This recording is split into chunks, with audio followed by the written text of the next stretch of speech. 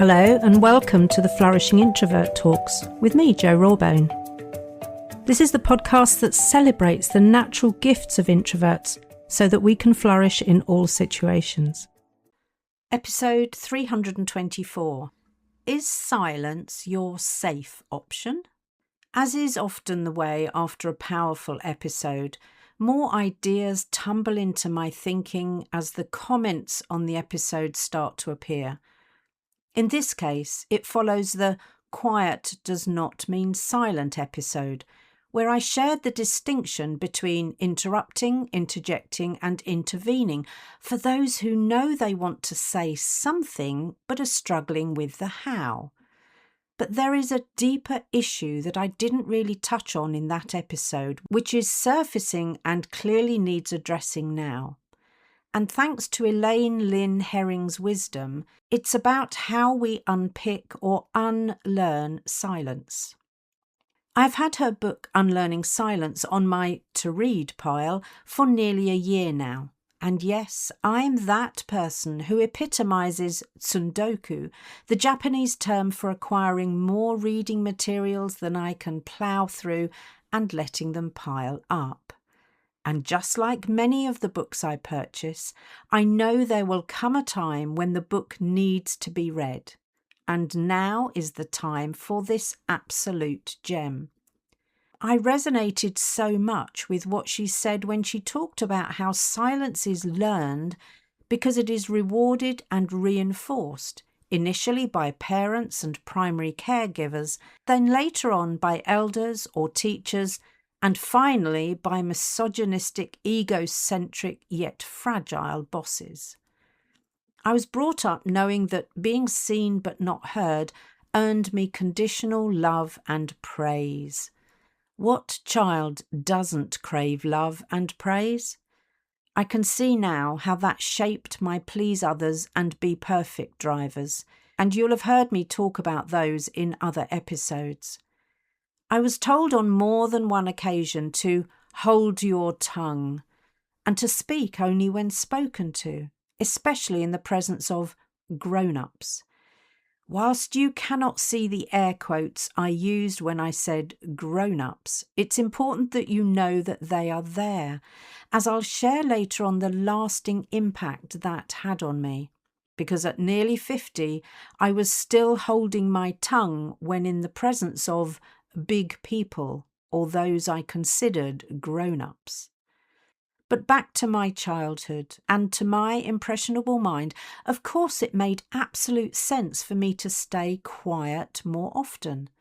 Now, I guess I was fortunate in some ways, as that learned behaviour played to my already introverted nature and probably helped me to develop my empathic listening skills. But it also has me wondering whether the wiring in my brain that was already showing my preference for introversion was deeply embedded or anchored during those formative years. I suspect so.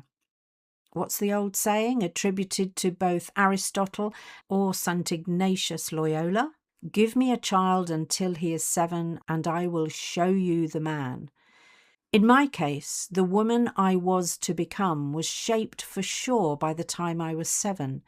But in my third age, I have been steadily unlearning things that no longer serve me. And one of those is unnecessary or habitual silence. I was encouraged to read Herring's perspective that people like me are not silent because we lack ideas, intelligence, or the necessary courage. Yet for many years they were the stories that I told myself, which enabled my self-limiting beliefs to get me in a stranglehold. And so the habit was established. Just like many others, I learned that silence was safer, more acceptable, more desirable even. And that came at a huge cost and was a price I paid for far too many years. When silence is learned like this, it's no wonder that the trite feedback we're often given, like speak up, push yourself forward more, get out of your comfort zone, really doesn't work. In fact, it makes the situation worse, and here's why. That so-called advice simply says, forget about needing to feel safe. Yep, like that works. And if it was that easy, given that we are intelligent beings, don't you think we'd have done it already? So it also feeds into that lack of intelligence story many of us tell ourselves. So if we as introverts know that staying silent isn't the answer, especially if we have ambitions to achieve or a fulfilled life to live, what do we do? Firstly, I think it's about honestly acknowledging that we rarely choose silence for the right reasons. If we do choose it rather than defaulting to habit, it's to protect ourselves in some way, often in places where these days we need no such protection. The complete answer is to unlearn what we learned and replace it with something more effective. Sounds easy when I put it like that, and typically it takes time, but in my experience it's time and effort very well spent. Because with the right intention, you're replacing those self-limiting habits with new practices that allow you to contribute freely and unapologetically. For this very reason, I'm always delighted when I get to unlearn something in order to learn a better way. And the evidence is irrefutable. If you learned it originally, whatever it was, you can unlearn it, especially as a wiser adult. So here are some of the things that will start that journey to new learning. Number 1, start by revisiting those lessons to honestly assess if they still serve you. Being seen but not heard may have worked when I was 6 years old, but as a respected business owner, it isn't the least bit helpful. And I imagine the same is true for you too. Number 2, those big people, the adults that I was somehow intimidated or cautious around, well, I'm an adult now, as are you. And as we know, people are just people, whatever their job title. None of them benefit from our childlike silence. It simply damages our personal brand. Number 3, notice when the urge to button it and stay silent resurfaces. Who are you with? What are the conditions? What old patterns and scripts are you replaying? What is under discussion? What useful contribution do you have? Number 4, get really familiar with the techniques in episode 322 because, as Herring says, speaking out effectively is a learned skill, a practice, not a personality trait. So work at your learning edge so you develop that speaking muscle in order to be heard in the right places for the right reasons. And number 5, give yourself permission to speak and be heard. This isn't about being more extroverted or competing with the loud ones.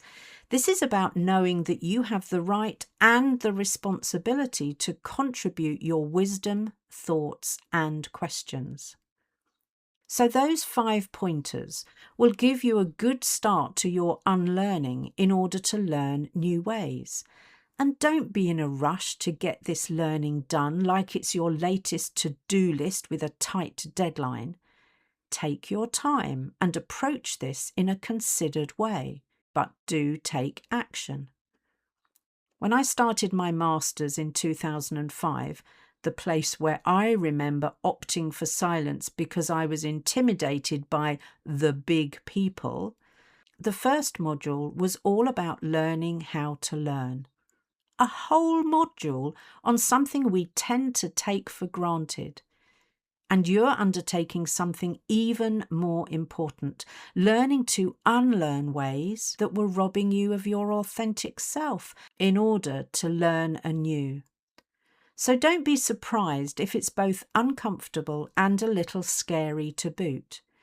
You're looking to unpack and unpick years of old patterns and habits, which doesn't happen overnight. But if you're serious and tackle this in a systematic and thorough way, you will reap the rewards. I know you can do this, and remember, I'm right alongside you.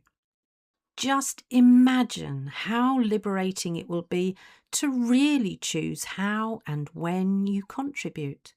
How liberating it will feel to be free from those early rules that you complied with. How liberating it is as an adult to be able to separate silence from safety. In short, don't continue to be compliantly silent, as I was, around those who like to play power games. You're more than that, and you deserve to be heard. And this will mean you're able to use silence intentionally and strategically rather than habitually. That's a sign you're really flourishing. If you enjoyed this episode as much as I did, then please subscribe, rate us and leave a comment, because we know that helps other people find the podcast. And if other people find us, other introverts can flourish. You are listening to an Intentional Media Production podcast.